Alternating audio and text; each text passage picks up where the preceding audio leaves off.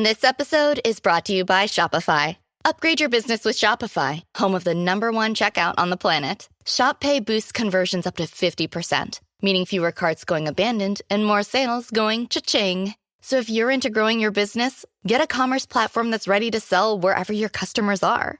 Visit shopify.com to upgrade your selling today. A Son de Mar, el podcast para marinos y amantes de la navegación.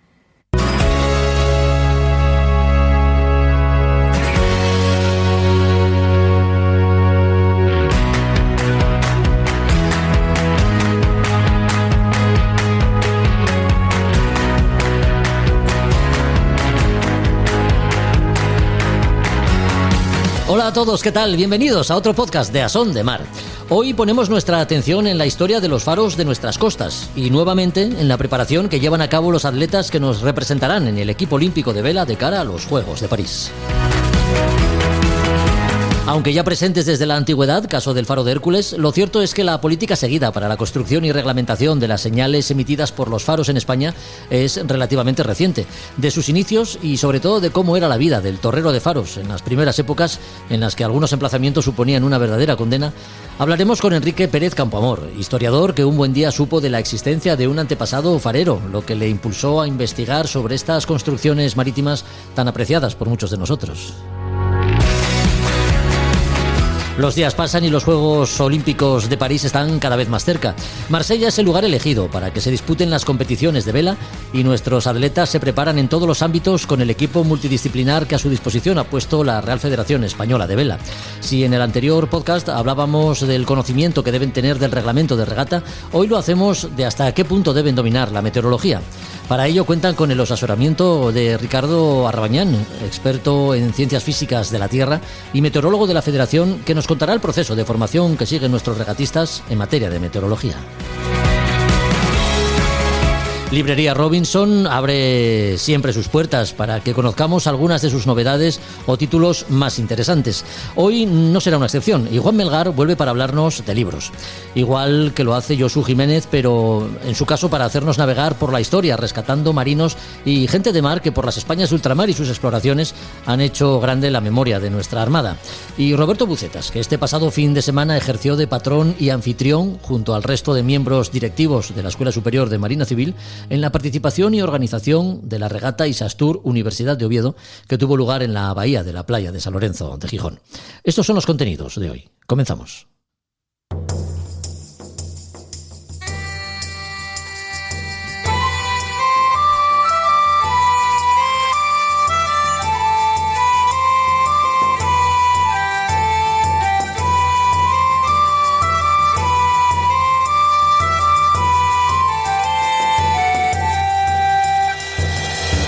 Los faros, esos cíclopes parpadeantes que siguen ayudando a comprobar el buen rumbo y la derrota correcta, se mantienen en pie aunque de forma diferente a como lo hicieron.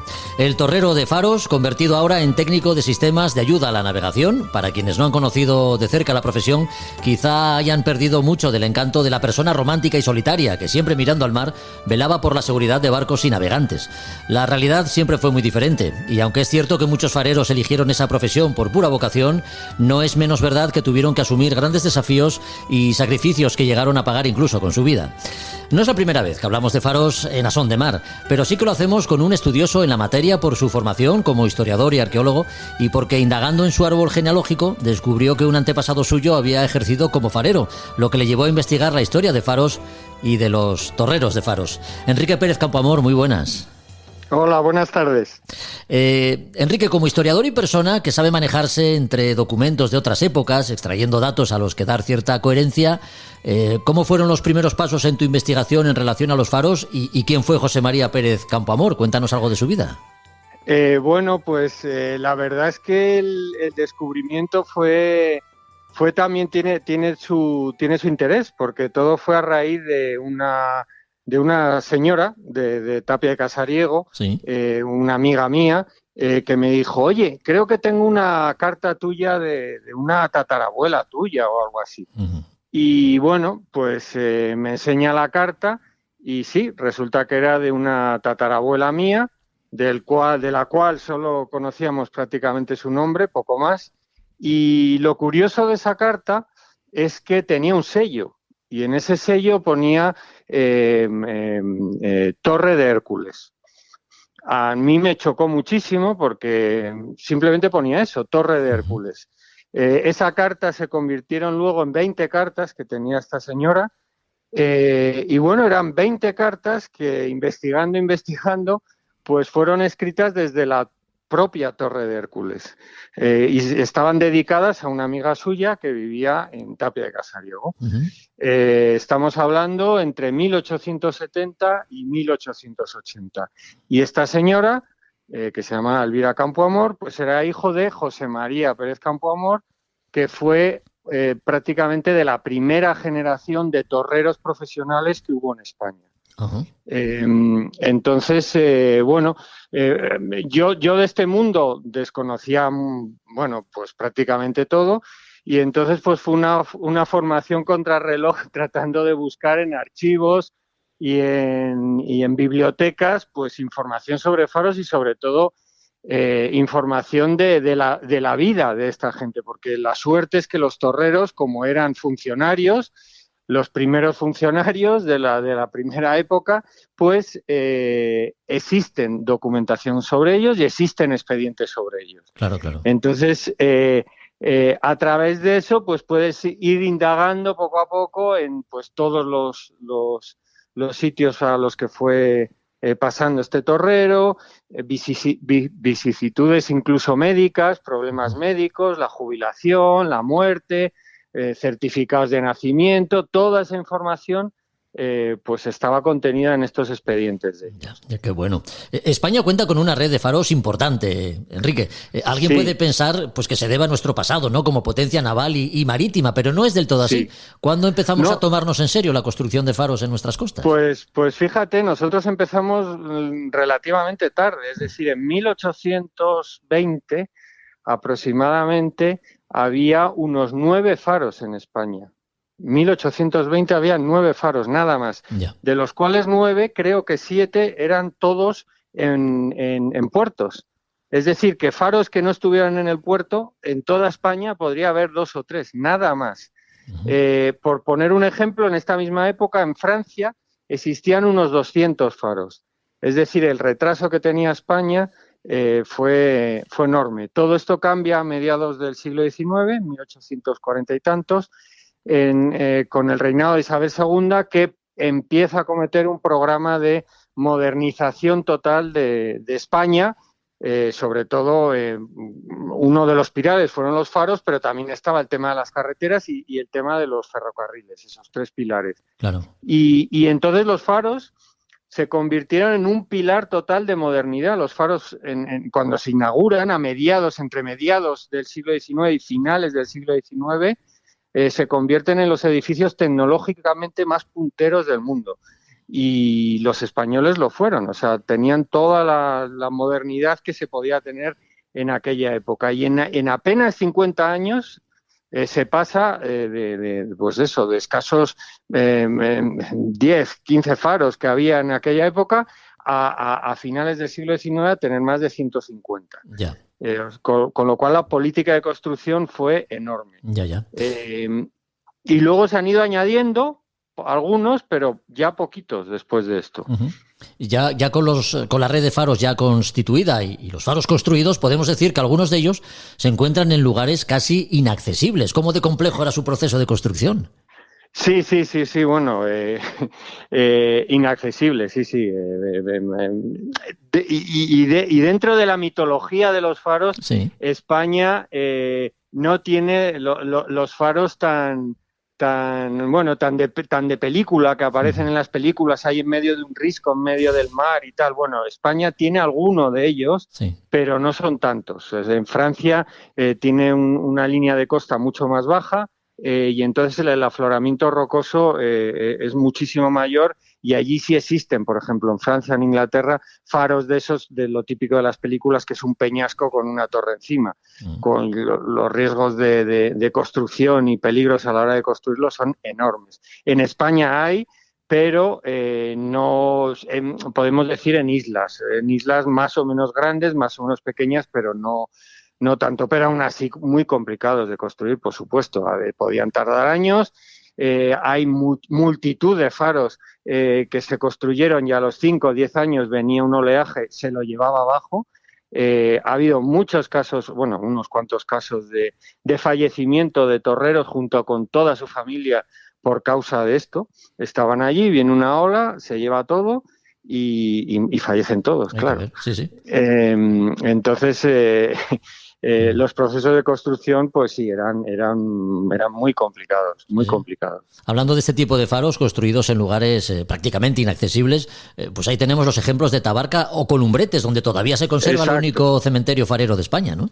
Exacto. Bueno, creo que hay otro cementerio, pero bueno, este es quizá el más famoso.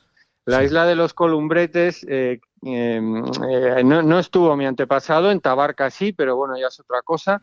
Pero Columbretes sí estuvo en Columbretes no estuvo, pero era un destino temido por todos los fareros. Simplemente, bueno, ahí se documentan casos de amputación de miembros, sobre todo de dedos, simulación de enfermedades e incluso suicidios simplemente por no ir a este faro.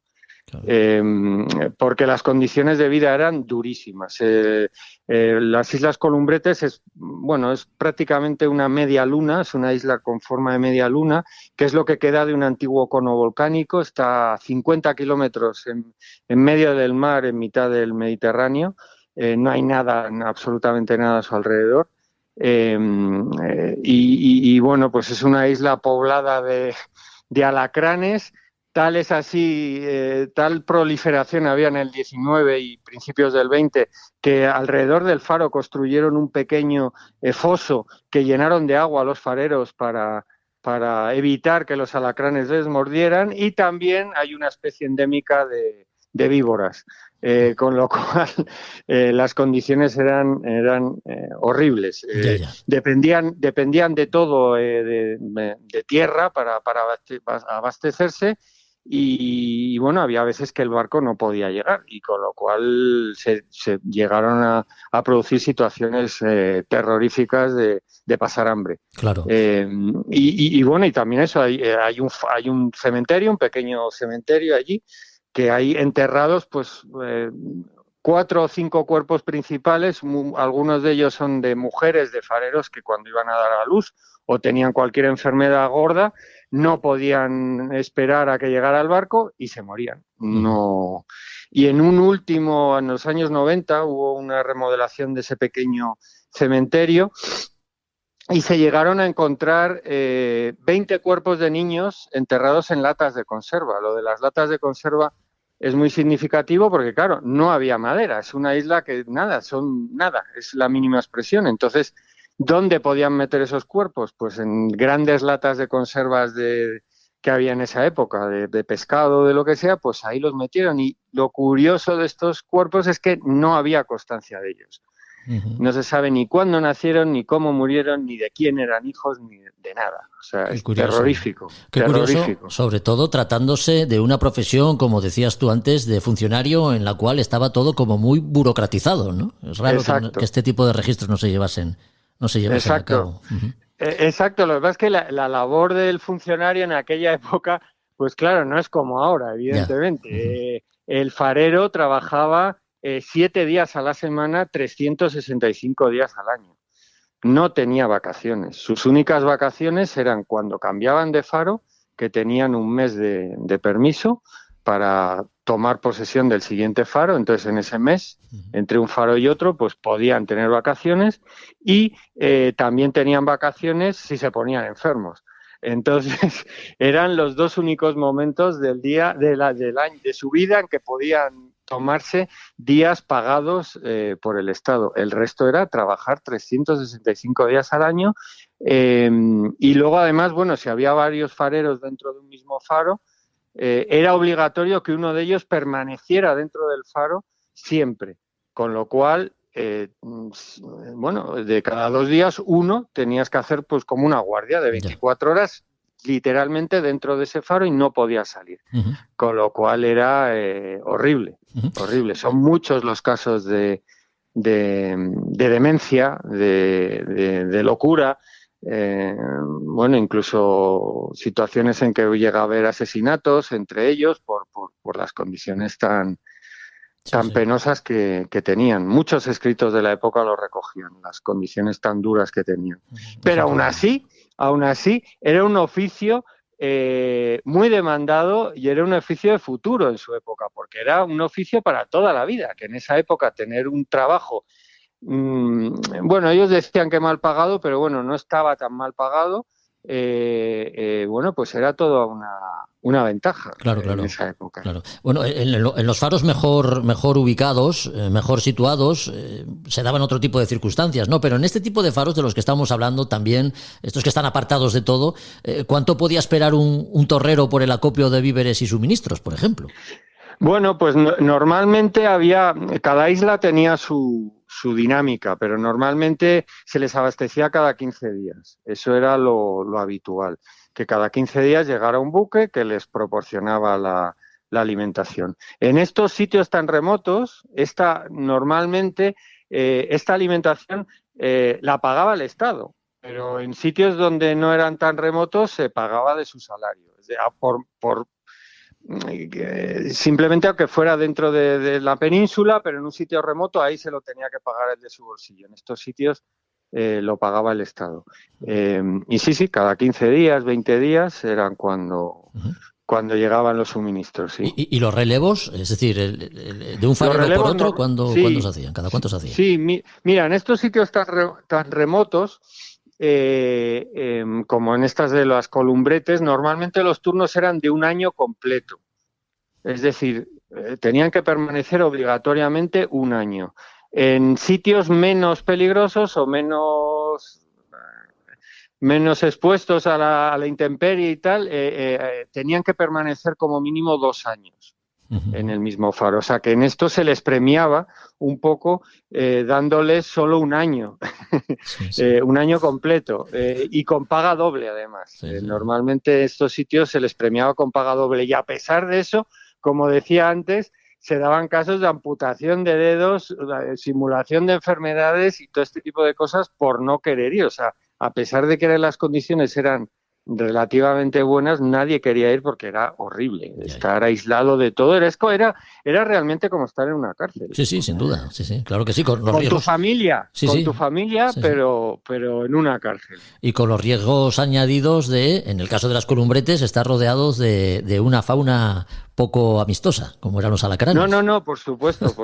Duda, claro. Ahí se da un caso también en Columbretes muy, muy curioso, que circula entre la leyenda y la realidad, pero bueno, cuenta las crónicas también de finales del 19 que hubo una vez un caso de un barco que, bueno, había una tempestad enorme, naufraga un barco, los náufragos son recogidos por los fareros de las Columbretes, los alojan en su casa, en el faro, les dan alimentación y tal, pero la tempestad no amaina y la comida empieza a escasear, la tempestad sigue sin amainar y se acaba la comida. Con lo cual se sucede, yo creo, el episodio más truculento de la historia farera de España, que es que los náufragos, ante no poder aguantar ya sin comer, pues proponen a los fareros comerse a la hija pequeña de uno de los fareros. Madre mía. O sea, antropofagia. O sea, lo de la película esta del avión se queda corto con esta historia que estoy contando. Los fareros, por supuesto, se niegan, se refugian en el faro, se hacen fuertes allí. Los náufragos empiezan a tratar de derribar la puerta de acceso para entrar al faro. Y en ese momento parece ser que vislumbran al fondo el barco de suministros y que consigue llegar al faro y bueno, pues ahí se acaba la historia. Pero la idea era esa, o sea, la desesperación ante la falta de alimentación, ante unas condiciones climatológicas extremas, pues se llega a pensar eso. Y también en una época en que, claro, la gente tenía muchos hijos muchos se morían, entonces, pues bueno, te quitas uno, pues tampoco pasa nada. Ya ves. Terrorífico, terrorífico. Terrorífico, Sí, terrorífico. sí. Y eso estamos hablando de hace 150 años, Sí, sí, o ni eso. O ni eso. Respecto a los materiales de combustión, bueno, leña, no sé si carbón, aceite de ballena, incluso de oliva, con el precio que tiene ahora. Sí. Posteriormente Sí. llegaría la electricidad, Enrique. ¿Cómo fue la evolución de los faros y cómo era el trabajo de torrero en situaciones tan diferentes? Porque no sería lo mismo mantener el resplandor de un fuego que la luz eléctrica, ¿no? Claro, claro. Mira, hasta el siglo XIX, o sea, hasta esta época que estamos hablando de la profesionalización, Sí. generalmente los faros eran nada, eran simplemente una hoguera en una torre más o menos alta o en la cima de una montañita en un litoral de la costa. Poco más, poco más. A raíz de esta profesionalización empieza a avanzar todo y en España, por ejemplo, como era el recurso más común, se utilizaba aceite de oliva. Un aceite de oliva muy, muy, muy refinado que daba una luz más potente. Aún así, el poder calorífico del aceite pues es muy bajo comparado con las modernas luces. En otros países que no tenían aceite de oliva, pues usaban, como en Inglaterra, que era la potencia mundial en la explotación de las ballenas, pues sí, usaban aceite de ballena, y en Francia, por ejemplo, usaban sobre todo parafina. Todo esto duró prácticamente hasta el siglo XX, en que luego pues se va transformando este aceite de oliva, pues en España se transforma luego en gas y posteriormente se electrifican, pues los primeros son de los años 30, 40 del siglo XX, hasta ahora que están totalmente electrificados y totalmente autónomos. Ya. El oficio de torrero es, que yo sepa, el único cuerpo del Estado de funcionario que desapareció, que en el año 92 se dijo, se acabó. O sea, los torreros que hay ahora son los que entraron antes del año, creo que fue 92 o 98, sí. Me baila ahora la cifra. Sí, sí. Pero que es un cuerpo de funcionarios extinguido, que yo sepa, el único. Sin duda, la gran revolución en cuanto a la tecnología que envuelve a los faros fue la invención de las lentes de Fresnel, me parece que se llaman. Sí, ¿no? Eso lo inventó un francés, Fresnel, en 1820, y fue realmente una revolución. Igual que ahora la revolución llega del lado de las bombillas, de la luz, ahora sobre todo con las lámparas LED, que ya todos los faros están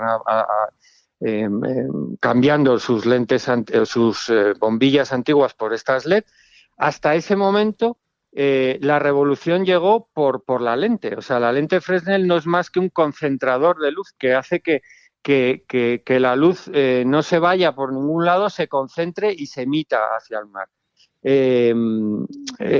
No son más que cristales, que es lo que vemos externamente de la bombilla, de la zona alta, de la linterna de un faro, que son esos cristales que rodean la luz. Esos cristales lo que hacen es concentrar la luz con prismas y con otras tecnologías y hacen que sea visible a mayor distancia. Las lentes Fresnel se hacían en Francia y se exportaban a todo el mundo, tenían la exclusiva. Y eran unas lentes caras, no, carísimas, porque se hacían a medida en función de cada faro y eran tan caras que podían llegar a costar lo mismo que todo el edificio completo, con toda la tecnología que pudieras meterle, con motores, era tan cara la lente como todo lo demás. Claro. Carísimas. Eran además, bueno, pues en función del tamaño, si era un faro de primera categoría, o sea, los que más potencia tienen, podían llegar a medir hasta 3 metros, 2 metros y pico de altas. Todo de cristal, todo hecho a medida, bueno, pues era algo carísimo, caro no, carísimo. Qué increíble, todo era grande en torno a los faros. Sí. Todo era desmesurado, hasta las historias humanas. En 1898 hubo una exposición en París. Sí. Una de las que había, porque en esa época había muchas exposiciones universales, y el pabellón español, por ejemplo, en esa época, 1890 y tantos, uno de los elementos que expuso allí fueron maquetas de faros. O sea, como la gran revolución que llevaba a España a esa exposición universal de París. Eran maquetas de faros y fotografías de faros, y eran parte de lo que se exponía como la gran innovación o la gran aportación que hacía España a la ciencia en aquella época. Hay que ver. Tal eran así los faros. Eran edificios que ya han perdido esa connotación de adelanto técnico, pero en aquella época causaban auténtica sensación. O sea, una lente que emitiera una luz que pudiera ser percibida a 30 kilómetros con unos destellos exactos, que se movían, que rotaban, pues era algo, el no va más. Claro, el no va más. Increíble para la época, claro que sí. Sí. Bueno, pues hace unos meses asistimos a una conferencia en el Museo Marítimo de Asturias, Los Guardianes del Mar, homenaje a los torreros de Faros, y la impartías tú. Así que sí, de ella hemos sacado algunos de los datos que hemos expuesto en esta entrevista. Así que, Enrique, agradecemos mucho tu compañía. Ha sido un placer entrevistarte estos minutos para saber algo más sobre Faros y quienes tanto se sacrificaron, ¿no? Porque su luz no se apagase nunca. Fueron los torreros de Faros, que ya son, como decimos, pues una profesión en extinción. Así que muchas gracias por acompañarnos y nada, hasta otro momento, porque no sé si seguirás investigando en relación a la historia de los faros, o eso lo has aparcado ahora mismo de momento. No, bueno, sí, sigo, aunque ahora estoy con otro tema que, ya más adelante te revelaré porque es un poco secreto, pero también tiene que ver con el mundo del mar. Ah, qué bien. Apasionante también, pero no quiero decir nada porque todavía está sin escribir y sin acabar el tema, pero también otro tema fascinante también relacionado con el mundo del mar. Pero sí, sigo investigando con los faros porque me gustaría, por lo menos los faros asturianos, tenerlos más documentados desde el punto de vista social, es decir, quiénes fueron los fareros de cada uno de ellos y cuál fue su devenir histórico a través de los faros y su historia, porque me parece muy importante rendirles un homenaje a esa gente. Pues tomamos nota y te esperamos para una próxima ocasión. Un abrazo fuerte, Enrique. A ti, hasta luego. A Son de Mar, el podcast de Jorge Uría. Quietly protective of my heart to reassure that I couldn't break to pieces and be left alone once more. If you hadn't been so patient, you'd be easy to ignore. You put up with all my till you didn't anymore. And now I stand here calling at your door. Oh, now I stand here calling at your door. Yeah, I'm yours anywhere you want. Yeah, I'm yours, and now we're singing.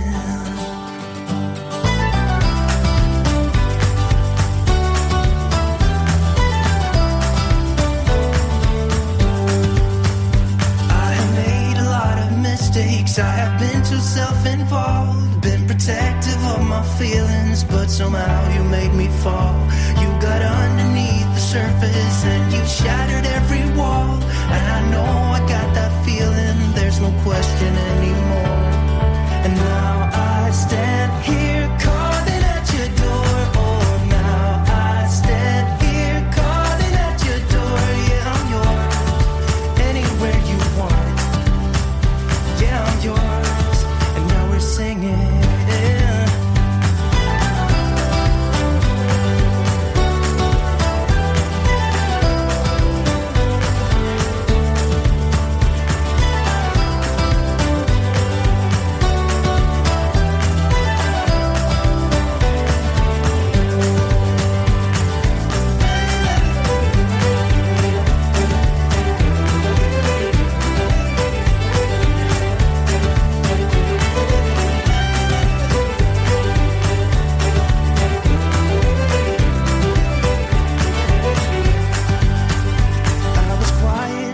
protective of my heart to reassure. La meteorología es una ciencia fascinante. Es una de las formas que tenemos de comprender el lenguaje con el que nos habla el planeta, la naturaleza y el entorno que habitamos.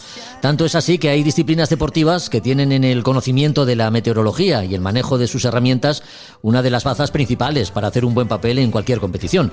La vela es sin duda una de ellas, y como en el anterior podcast hemos puesto la proa a los Juegos Olímpicos de París, pues mantenemos el rumbo para seguir conociendo de primera mano la preparación que llevan a cabo nuestros atletas del equipo olímpico de vela. En materia de meteorología, el encargado de que nuestros regatistas tengan el dominio adecuado de la lectura de las condiciones que se vayan a encontrar en el campo de regatas es Ricardo Arbañán, meteorólogo de la Real Federación Española de Vela. ¿Qué tal, Ricardo? ¿Cómo estás? Chao. Muy bien. Muy buenas. Gracias. Gracias a ti por acompañarnos. El deporte de la vela, Ricardo, vive del viento que repercute en el agua sobre el que se navega. Viento y mar son dos elementos que hay que conocer y dominar. En este sentido, ¿qué tipo de formación reciben nuestros atletas del equipo olímpico de vela? Exacto, sí. La vela claramente está controlada totalmente del mar y el viento. El papel que tengo es difícil cada vez porque los atletas tienes que comprender muy bien lo que puede pasar en el campo para hacer una estrategia lo más ganadora posible y anticiparse, se puede, la decisión en el campo antes que de otros deportistas. Entonces, el trabajo que hago es interpretar el campo, interpretar lo que puede pasar en temas de viento, de la ola, de la corriente también del mar, y pasarlo a los deportistas con un parte. Pero por los juegos tenemos otra tipología de trabajo que se llama call book. Es un análisis de muchos años que me permite tener un patrón de comportamiento para cada campo de regata, y porque cada campo en una bahía puede tener un comportamiento muy diferente. Entonces, en función del range de viento, de la tipología de contexto meteo, tenemos información para cada campo de regata, y cada entrenadores y deportista puede tener una interpretación específica para el campo. Esto para la estrategia, sí, es muy importante. Los modelos meteorológicos que sigue un regatista oceánico no son los mismos que pueda atender el de unos Juegos Olímpicos, que quizá deba estar más pendiente de las condiciones locales, ¿no? Sí, seguro. Y la verdad es que existe mucho modelo matemático, existe mucha plataforma que habla de meteo, pero son datos para más general. Para la navegación necesitamos de datos muy puntuales, local. Hemos hecho un trabajo hemos creado un modelo matemático para la bahía de Marsella con una resolución muy alta y que tienes en cuenta lo que puede pasar a nivel local. Claramente no existe matemática que puede acertar todo. Entonces el trabajo que hago yo todos los días es hacer briefing cada mañana, cada día con los deportistas, para mirar los datos que pone el modelo matemático y tener en cuenta todos los que puede pasar en temas de efecto local, en temas de orografía. Por ejemplo, la bahía de Marsella está muy afectada a la orografía. Ya. Entonces vamos a poner cruzar estos datos, ¿no? El modelo matemático y la interpretación. Claro, porque ¿qué se marca como prioridad, Ricardo? ¿El viento o viento y mar tienen la misma importancia a la hora de leer las condiciones sobre el campo de regatas? Yo creo que lo más importante es entender lo que puede afectar el viento. Entonces, por ejemplo, puede ser la presión atmosférica, la inestabilidad, las nubes y el calentamiento que está en tierra. Estos son fenómenos que se sobreponen al viento, y estos son lo más importante de entender. Ya. Marsella, ya nos has dicho, es el entorno escogido para que se lleven a cabo las competiciones de vela de estos próximos Juegos Olímpicos de París. Y también nos has comentado que lleváis tiempo estudiando modelos y comparando gráficas y datos meteorológicos de todo tipo. ¿Qué características concretas tiene la zona de regatas? Es una bahía muy difícil, la verdad. Es que aquí está muy afectada la orografía, tenemos mucha montaña en el alrededor, entonces el viento, en función de la dirección, del range de dirección que tienes un comportamiento muy diferente. Entonces, entender en esta bahía cómo la orografía afecta el viento en cada campo en la valla es el tema principal y más difícil.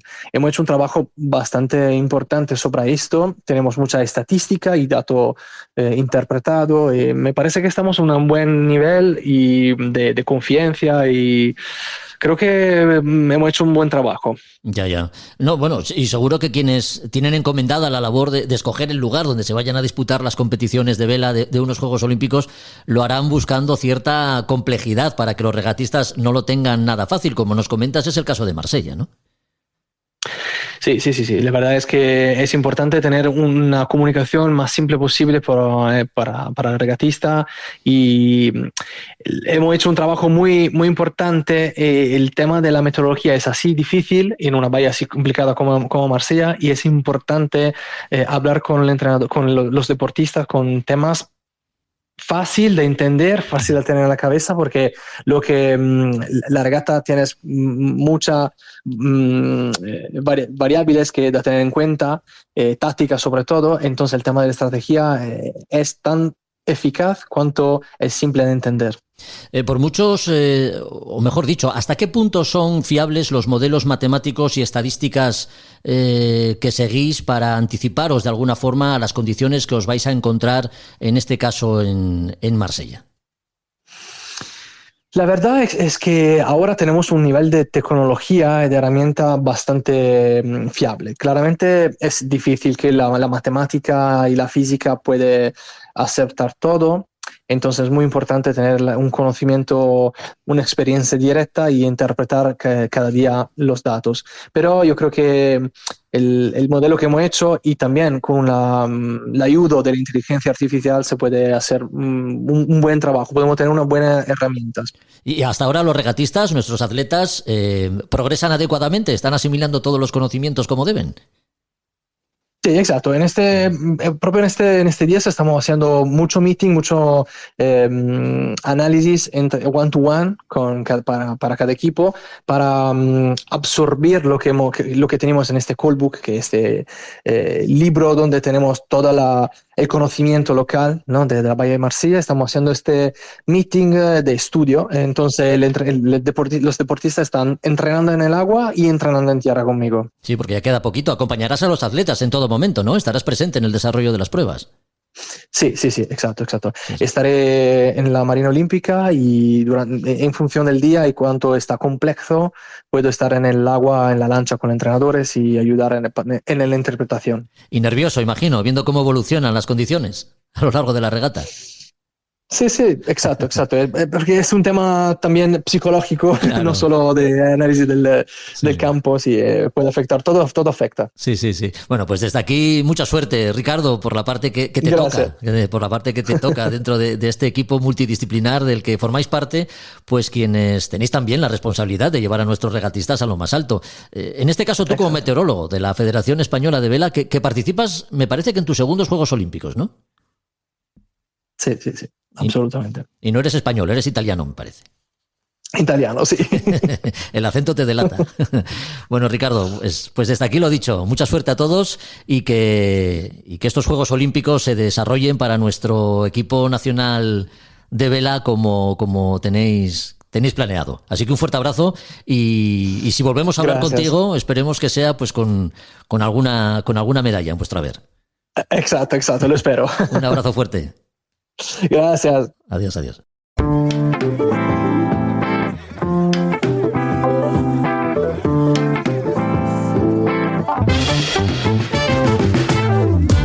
Llevar a bordo un libro siempre es recomendable. Amarrar a puerto o durante una placentera navegación, la lectura es una actividad que puede acompañarnos en cualquier momento. Por eso damos ideas en Asón de Mar de libros que pueden ser de tu interés. Lo hacemos con Librería Robinson. Juan Melgar, ¿qué tal estás? Muy buenas. Hola Jorge, encantado de estar aquí. La novedad editorial de hoy lleva por título Operación Pedestal, la flota que luchó en Malta, 1942. Un libro que recrea uno de los pasajes de la Segunda Guerra Mundial, podríamos calificar como más dramáticos y a la vez más olvidados, ¿no?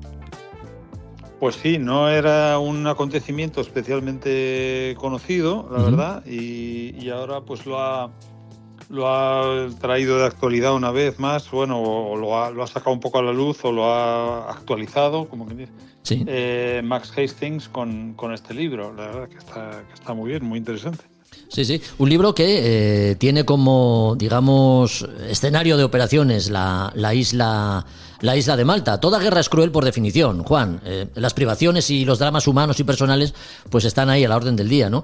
¿Cómo plantea el autor la historia que recrea en este libro? ¿Desde el punto de vista del historiador, digamos, científico, que echa mano de datos y documentos y los maneja con rigor, o con cierto sentido, no sé, dramático, más próximo a la novela? Pues la verdad es que Max Hastings tiene un estilo personal, muy personal, que combina muy bien lo que es la historia en sí, o sea, como que dice, pues oye, cómo se gesta pues, digamos, las grandes líneas, ¿no? Lo estratégico, cómo se pergeña, por ejemplo, esto es la historia de un convoy que zarpa del Reino Unido a Malta en el año 42, en el verano del año 42. Entonces, cómo se va gestando, ¿no? Todo el tema de cómo se toman las decisiones, cómo se organiza, cómo se va, qué es las circunstancias que llevan un poco a tomar al alto mando inglés, naval inglés, a mandar este convoy. Entonces, eso lo combina él muy bien con bajando también al pequeño detalle, ¿no? Al hombre que está ahí, a la vida del marinero, del comandante del barco, entonces baja y entonces lo personaliza, como que dice, ¿no? Porque te habla de un caso concreto, de cómo lo vive, de quién era y por qué estaba ahí, y cómo fue su carrera, o cómo, pues un poco las circunstancias personales, o cómo muchas veces las cartas que escribían a casa, pues cómo contaban lo que les pasaba. Entonces, pues se hace a la vez, no se queda en una narración un poco abstracta de lo que es ¿no? de un hecho bélico, sino que se ve la gente y el ser humano que hay detrás, que están siempre en medio de todo este horror, claro. Sí, hemos mencionado a Malta como el escenario de operaciones de esta operación Pedestal, pero concretando más sobre el argumento del libro, estamos hablando de una isla asediada que durante semanas tuvo pues prácticamente la inanición a sus 300.000 habitantes, ¿no? Efectivamente, ahí se queda, Malta es una especie de pequeña peca en el Mediterráneo, ¿no? Que queda entre Italia y todo ese norte de África, que en ese momento está dominado por el Afrika Korps de Rommel. Rommel en ese momento, el verano del año 42, es antes de la batalla del Alamein, y tiene toda la ribera sur del Mediterráneo prácticamente, está menos ya el Egipto ya asediado y defendido ahí por pues un poco antes del Alamein, de cuando Montgomery le da la vuelta, pues está todo en manos de las potencias del eje, ¿no? De Italia y Alemania, y entonces ahí sobrevive pues esa pequeña Malta asediada. Entonces que tiene su importancia estratégica, aunque ya llega un momento dado que está tan machacada por los bombardeos que ya no pueden casi pues ni volar los cazas que salen desde Malta, para que fundamentalmente se usaban para hostigar los convoyes que iban entre Italia y el norte de África para aprovisionar a las tropas del eje que estaban allí. Yeah. Y yo creo que ahí lo ve Churchill un poco como una cuestión también de orgullo, ¿no? Oye, pues después de que ha caído Singapur en el este, que prácticamente todo está, ¿no? Alemania y sus aliados están en su máximo apogeo en ese momento. Dice, no se puede retroceder, no se puede ceder nada de espacio. Entonces deciden echar el resto con una flota enorme e ir a socorrer Malta. Ya. Con eso. Sí, porque para Churchill esta operación, que tenía por objeto, como decimos, salvar a la población y liberar Malta, llegó a convertirse, además de un asunto de carácter nacional, llegó a convertirse en un asunto personal casi del propio Churchill. Sí, casi un tema personal, ¿no?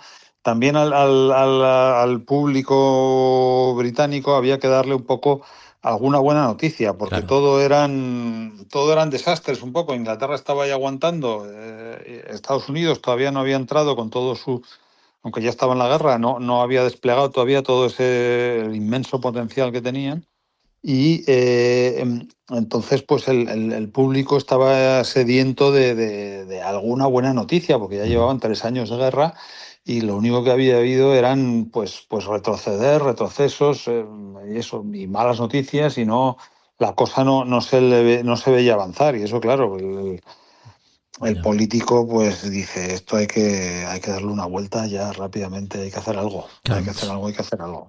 Operación Pedestal, la flota que luchó en Malta en 1942. Su autor, Max Hastings, británico, periodista e historiador, o al menos alguien a quien la historia parece apasionarle, ¿no? Pues sí, es un periodista que ha estado en muchos sitios de muchas guerras, muy al pie del terreno. Estuvo en las Malvinas, otro conflicto naval que yo creo que hemos comentado alguna vez algún libro sobre el tema. Ha visto la guerra en primera persona, o sea, ha visto, desde luego, por ejemplo, en las Malvinas, que sí hubo también enfrentamientos navales entre argentinos y británicos. Ha visto, incluso como cuenta en algún momento dado, ¿no? Yo creo que es en el prólogo, que todavía había ahí, ¿no? Se usaban algunos de las armas, por ejemplo, antiaéreas de los barcos, seguían siendo en muchos casos las mismas que las que se habían usado durante la Operación Pedestal. Sí. Entonces, Max Hastings la verdad es que es un historiador militar ya, o de batalla muy, muy conocido, y tiene unos libros fantásticos, la verdad. Su libro, por ejemplo, sobre la guerra de Vietnam es magnífico. Él creo que estuvo allí también de corresponsal, y yo la verdad que recomiendo su lectura a todos los amantes de la historia bélica, que no duden en leer sus libros. Y esta es su primera incursión naval pura, como que yo creo que es, porque en el resto pues aunque haya temas navales, como un poco pues suele ser el caso en casi todas las guerras, esta es su primera incursión como un libro naval como tal, y la verdad es que la lectura se hace muy, muy amena, y a la vez da sensación de rigor y conecta con el sufrimiento humano que siempre conllevan estas guerras. Max Hastings, su último libro, Operación Pedestal, la flota que luchó en Malta en 1942. Novedad editorial que nos trae Librería Robinson, el lugar al que siempre queremos ir y no siempre está al alcance, no siempre podemos. Así que ¿qué hacemos para poder estar en contacto con vosotros, Juan? ¿Cómo nos ponemos en contacto para poder reservar alguno de los libros que tenéis ahí en Librería Robinson? ¿Qué hacemos? Pues todo el que no pueda venir a nuestra librería de Madrid siempre tiene la página web a su disposición, donde puede ver todo el fondo y todos los libros que tenemos, nauticarobinson.com. Y también nos pueden llamar o escribir un email con sus consultas, y estaremos encantados de atender y ayudar. Pues dicho queda, y una vez anotada toda esta información, te emplazamos al próximo podcast. Ya sabes, dentro de 15 días. Hasta entonces, Juan, un abrazo. Muchísimas gracias, Jorge, un placer. A Son de Mar, el podcast para marinos y amantes de la navegación.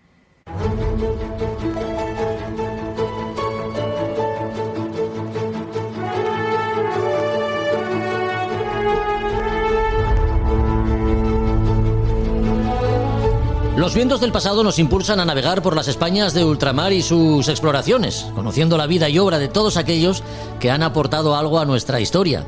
El nombre de hoy es Rosendo Porlier y Sáenz de Arteguieta, del que se dice que fue el primer hombre en pisar la Antártida en calidad de comandante de la San Telmo. Pero queremos saber más detalles de la vida de don Rosendo, y para eso tenemos a Josu Jiménez al otro lado del teléfono. ¿Qué nos cuentas de este hombre, Josu?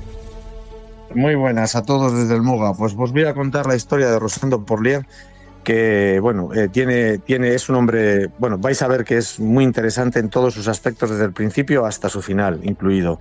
Y este hombre nació en la ciudad de Los Reyes, como se conocía, que era la actual Lima, que era la capital del Virreinato del Perú.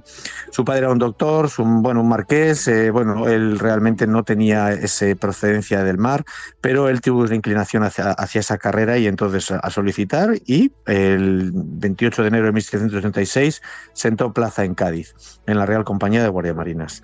A partir de ahí, pues ya 3 años después, ya estaba como alférez de fragata haciendo comisiones a Constantinopla, que era la política que en ese momento España tenía para mejorar las relaciones con el Imperio Turco.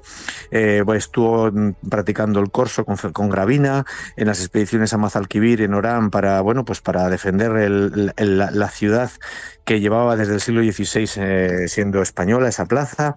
Bien, así estuvo hasta llegar a teniente de fragata, formándose como un hombre combativo y un hombre de mar. Muere, le cortan la cabeza a Luis XVI en 1793 y entonces España, que era neutral ante la Revolución Francesa, entra en la Guerra de Convención y se hace aliado de los ingleses. A partir de ahí, sí, al principio se invade y se trata de llegar hasta Toulon, mientras por otro lado estaba don Blas por allí en Toulon atacando el puerto, pues por aquí los soldados, entró Napoleón, en aquel momento todavía no era quien todos conocíamos. España fue perdiendo espacio hasta entrar en Cataluña a los franceses, y hubo un sitio en el propio Golfo de Rosas, y allí él estuvo sirviendo en las fuerzas con los navíos San Antonio, San Damaso y el Triunfante, que el Triunfante al final encalló porque aquel golfo es muy peligroso, pero Porlier rindió un gran servicio, donde se defendió del enemigo, y durante casi dos meses largos participó en el reembarco de las tropas, la última defensa de la ciudad, y digamos que incluso como militar de tierra hizo una labor encomiable. Después de ahí fue ascendido a teniente de navío. El Tratado de Basilea se acabó la guerra, en la que Godoy sacó sus beneficios, y Porlier entonces siguió navegando en distintos buques al corso, y otra vez en guerra con Inglaterra, en el Príncipe de Asturias estuvo en el combate de San Vicente, y luego después en esa batalla perdida de una manera tan poco interesante, tuvo que quedar en Cádiz, y con Mazarredo defendió Cádiz de los ataques que Nelson, incluso saliendo a romper el bloqueo. A partir de ahí, él siguió luchando. Después, ya con Napoleón como cónsul y demás, salieron hacia Tolón. Había la estrategia de diversión para llevarse a la flota británica hacia el Caribe, y allí estuvo combatiendo, conquistando la isla Diamante, por ejemplo, de la Martinica, mientras los británicos, de esa manera, estaban acercándose y separando esa flota del Canal de la Mancha, para que así los más de 100.000 soldados esperando en Normandía pudiesen invadir Inglaterra. Volvió, esto no pudo ser, y lo que vino después fue la famosa batalla de Trafalgar, que todo el mundo conoce.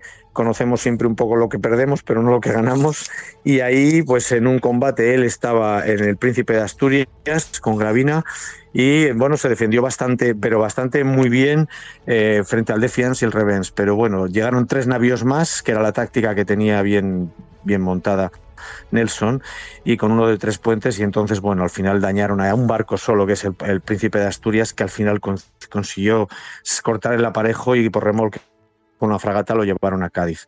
Todo el mundo sabemos cómo acabó la batalla de Trafalgar y cómo empezó a partir de ahí la pérdida un poco de poder naval, y con ello en 1808 los franceses encima nos invadieron.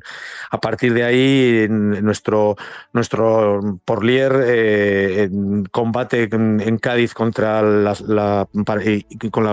como comandante la batería de morteros que estaba en una de las caserías, y contribuyó a la rendición de la escuadra del almirante Rosfili, que ya lo hablamos en otro capítulo.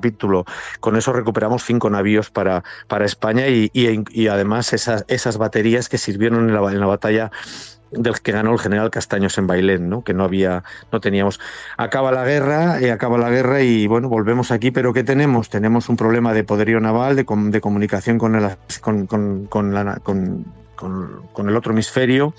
Y allí nos vemos obligados a la compra de barcos. Había bastante dinero en este caso, porque teníamos las indemnizaciones de Francia, más otra serie de libras esterlinas por prohibir el tráfico de esclavos por parte de Inglaterra, y con ese dinero se compraron una serie de barcos a los rusos, que ahí había que hablar del famoso fraude de estos barcos y quién se quedaría con aquel dinero. No sabemos bien cómo fue la cosa, es una cosa a comentar. A partir de ahí las naves eran pésimas. ¿Por qué lo adelanto? Porque en 1819 ya había un problema importante de tropas y de pertrechos en el otro hemisferio y en los Españas del otro hemisferio, y entonces bueno, pues se manda una escuadra con el navío San Telmo y 600, casi 700 hombres, el Alejandro I, que era uno de los barcos rusos, y 2 fragatas, una de ellas era la Prueba. El Alejandro I no consiguió llegar casi ni a Cabo Verde porque tuvo que volver porque hacía agua, estaban en un mal estado. A partir de ahí fueron bajando, pero estamos hablando ya que estamos en el invierno austral, con lo que llegando a lo que es, trataron de bajar mucho más al sur para tratar de salir con más seguridad por el Cabo de Hornos, y el 2 de septiembre desde una de las fragatas acompañantes se ve en el diario como hemos dejado de ver a la San Telmo en latitud 62 grados sur y longitud 70 oeste, con averías graves en el timón, tajamar y verga mayor. ¿Qué sucedió aquí? Bueno, las fragatas llegaron al Callao con un mes de diferencia entre una y otra, pero desde el 2 de septiembre nunca se supo ni se sabría ya de San Telmo y sus casi 700 hombres. En principio, bueno, el barco no estaba perdiendo agua, no tenía ninguna vía de agua y simplemente quedó a la deriva, con lo que entonces este barco se cree que llegó con Porlier a dar con la isla Livingston, que se conoce ahora. Son los primeros europeos que llegaron a la Antártida, no de una manera forzada, pero llegaron allí estuvieron, allí se mantuvieron, tenían madera, tenían con qué vivir, solo hacía falta que llegase un rescate que nunca llegaría. 2 meses después, el capitán de la Armada Británica, Robert Fields, se envía desde Valparaíso a aguas más allá del Cabo de Hornos, pero para comprobar lo que el marino mercante William Smith contaba sobre unos avistamientos de tierras muy al sur. Ese viaje Smith fue embarcado como piloto y se le dio a él como como el que primero llegó a esas tierras. Pero lo que Smith no contó la vuelta, pero sí lo hizo el capitán Robert Fields, es que al norte de una de las islas, la que se llamaba Livingston, se hallaron los restos de un naufragio que el capitán definió como de tipología española y que se había producido no hacía mucho tiempo, y en sus notas aparecen algunos otros haciendo claras alusiones al navío perdido unos meses antes, con lo que bueno, podemos decir que el San Telmo tocó las tierras antárticas, el primer barco europeo que tocó las tierras antárticas. Más tarde, Wedel, un ballenero que realizó cartas y descripciones, encontró también los restos de un navío de guerra español de 64 cañones, que sería el San Telmo. Y en principio, bueno, pues esta es la historia de él, y podemos contar pues cómo, vamos a ver que lo tengo por aquí, una cosa muy interesante, ¿no? Smith, la historia negra, las leyendas, porque todo esto genera leyendas, cuenta que William Smith se hizo macabradamente su ataúd que le acompañara para siempre los restos de un cepo del ancla que encontró del San Telmo. Esto, bueno, si no desenterramos a Smith no lo sabremos nunca, pero lo que puedo decir es que este hombre fue un héroe, un profesional, un combatiente, y que, bueno, podemos decir que fue el primer hombre europeo que tocó la isla, tocó los territorios antárticos antes de cualquiera, aunque quede como el tal Smith el primer hombre britano que lo hiciera. Y esta es la historia de Porlier, que luchó en la Guerra de Independencia, combatió en todos los mares y dejó su piel junto con sus hombres en la Antártida, el primero. Pues ahí está. Si tuviésemos que poner como ejemplo la vida de un marino de finales del siglo XVIII, principios del XIX, sin duda este ejemplo pues sería la vida de Rosendo Porlier y Sáenz de Arteguieta. Constantinopla, Orán, el combate de Enrosas, la batalla al Cabo San Vicente, también estuvo en Martinica y por supuesto no podía faltar en la batalla de Trafalgar. Él ha sido protagonista en el podcast de hoy. Dentro de 15 días volveremos a navegar por las Españas de ultramar y sus exploraciones con Josu Jiménez. Hasta entonces, Josu. Hasta entonces, buena suerte. Un abrazo. Venga. A Son de Mar, la náutica en un podcast.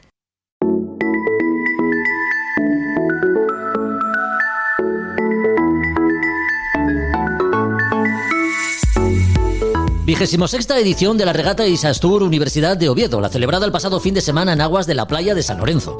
La bahía gijonesa volvió a albergar a los barcos que han disputado este trofeo veraniego ya consolidado en el calendario de regatas. Un trofeo que ha vuelto a recordar la figura de Daniel Ponte, quien fuera profesor en la Escuela Superior de Marina Civil y un destacado miembro de su equipo de regatas, compañero de nuestro amigo Roberto Bucetas. ¿Qué tal, Roberto? ¿Cómo estás? Muy buenas. ¿Qué tal? Buenos días, Jorge. Un saludo. Como patrón del equipo de regatas a bordo del Isastur Universidad de Oviedo y profesor en la Escuela Superior de Marina Civil y, por tanto, uno de los organizadores de esta prueba, enhorabuena, Roberto, porque ya van 26 ediciones. Sí, es la 26ª edición. La verdad es que parece que fue ayer cuando empezamos con todo este tema y bueno, pues va pasando poco a poco el tiempo, ¿no? Sí. Tú que estás desde el principio, ¿cómo recuerdas los primeros años? ¿Cómo fueron? Bueno, los primeros años, siempre gracias a la colaboración, por supuesto, del Real Club Asturias de Regatas, que es el coorganizador con la de la prueba junto con la Universidad de Oviedo. Sí. Se empezó, como las primeras regatas que se estaban haciendo, estaba el Villa de Gijón, estaba el Trofeo de Primavera, el Trofeo de Otoño, se buscaba una regata a principio de temporada de verano, se buscó la fecha siempre, el último fin de semana de junio, que se lleva respetando desde los inicios y como todas las cosas al principio, con mucha ilusión, con mucho trabajo y que poco a poco se fue consolidando dentro del calendario de regatas y que llegamos al día de hoy, ¿no? Oye, ¿cómo se acogió la idea en su día en el ámbito universitario? ¿Coincidió con la creación del equipo de regatas de la universidad o eso es cosa mía? Sí, las dos cosas fueron casi unidas, vinieron de la mano, ¿no? Se empezó a navegar con los barcos que teníamos en la Escuela Superior de la Marina Civil, que era el cuarto día de cálculos y el Espumeru. Se planteó a la universidad desde la escuela, tener la posibilidad de, para la temporada estival, tener un barco para poder hacer unas regatas un poco más de navegación de altura, un poco ir hasta el Gaitero en concreto, Vuelta a Asturias y el Gaitero, y se planteó, tuvo buena acogida ese primer año con un barco que se había alquilado, que se alquiló en Francia.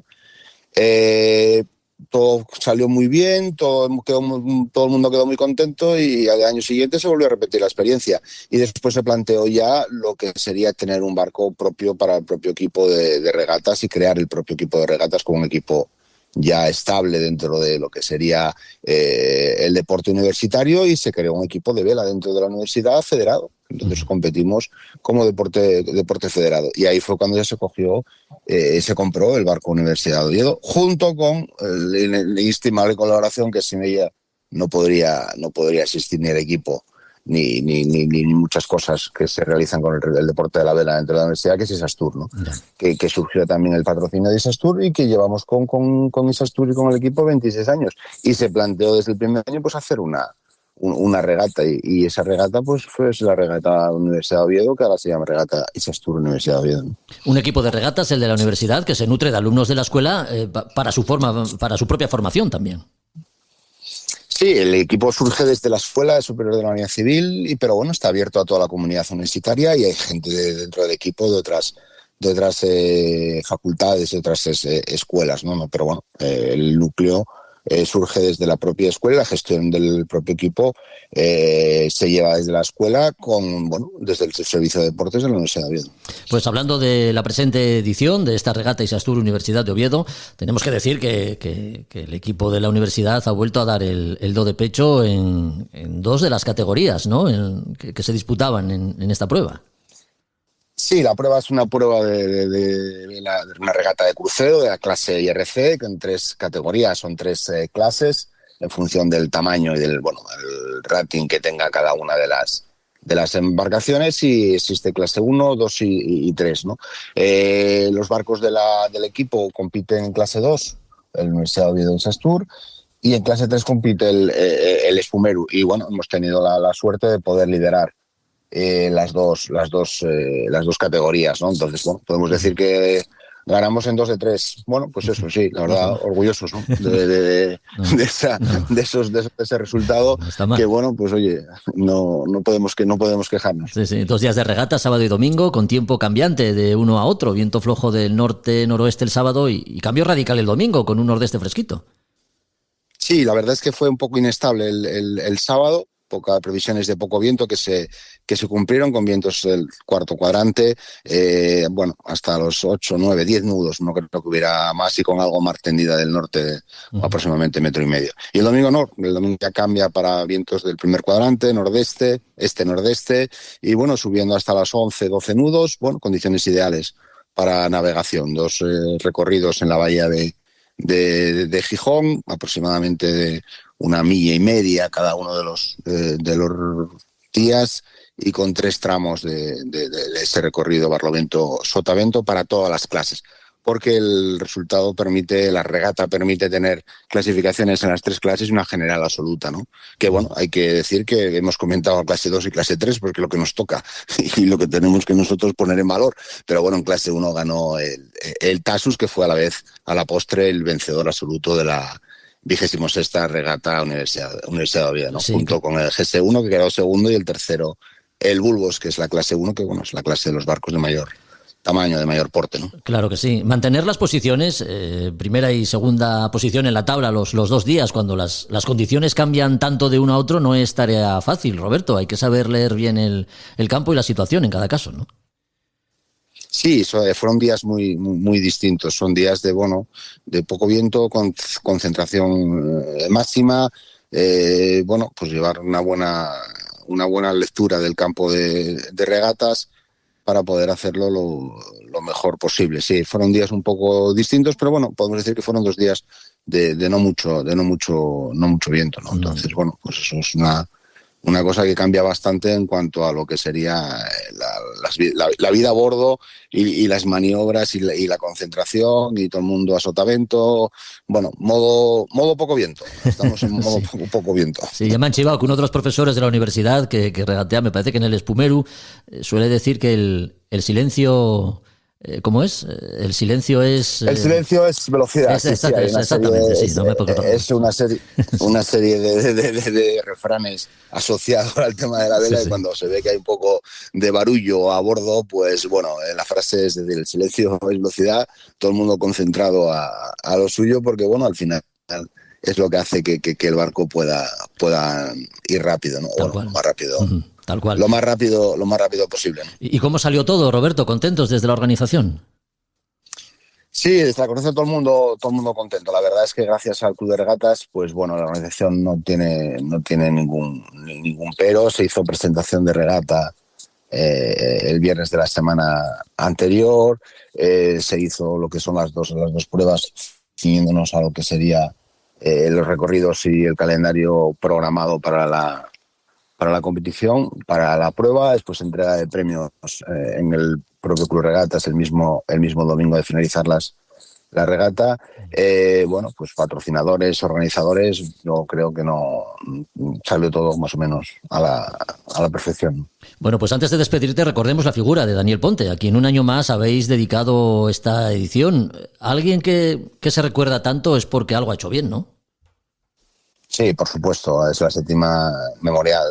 Daniel Ponte fue director de la Escuela de Marina Civil y es el patrón, y fue siempre el patrón del Espumeru, y siempre se le recuerda, y bueno, para nosotros es un orgullo poder ponerle el apellido de memorial de Daniel Ponte a esta regata. La verdad es que siempre se le echa de menos en todo lo que es el equipo, y bueno, en particular cuando se aproximan estas fechas, ¿no?, de la regata.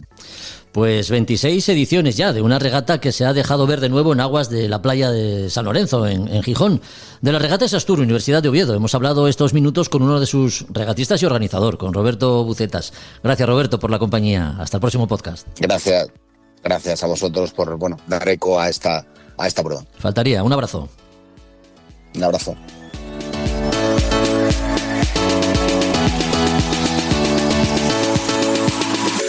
Pues hasta aquí otro episodio de A Son de Mar. Esperando que los contenidos hayan sido de tu agrado, volvemos en 15 días. Sabes que puedes compartirlos en cualquiera de las plataformas que emplees para escucharlos, porque esa es la manera de darlos a conocer y, de paso, pues hacernos un favor. Así que hasta dentro de 2 semanas. Adiós.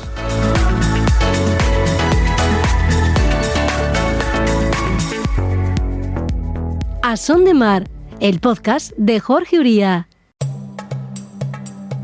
Desde el sur global nos mudamos al norte para buscar una vida mejor. Y ahora en podcast te contamos nuestras experiencias y aportes al país al que llegamos. Esto es Escucha Migrante, el podcast de la cultura en movimiento. Un proyecto sonoro para el encuentro de creadoras, investigadoras y distintos agentes culturales que hablan con voz propia en muchos acentos. Hola, soy Dagmari Oliver Graterol y seré tu anfitriona en los episodios conversacionales. Yo soy Mili Matos y seré la voz que te acompañará en los episodios narrativos. En esta primera temporada escucharás relatos que tienen a la migración y a la cultura como espacios de creación, convivencia y resistencia desde España. Síguenos, activa las notificaciones y comparte con el hashtag #EscuchaMigrante. Este es un proyecto beneficiario de las ayudas para la promoción del sector del videojuego, del podcast y otras formas de creación digital convocadas por el Ministerio de Cultura y financiadas por la Unión Europea Next Generation EU, con el apoyo de Yo Soy el Otro, Asociación Cultural.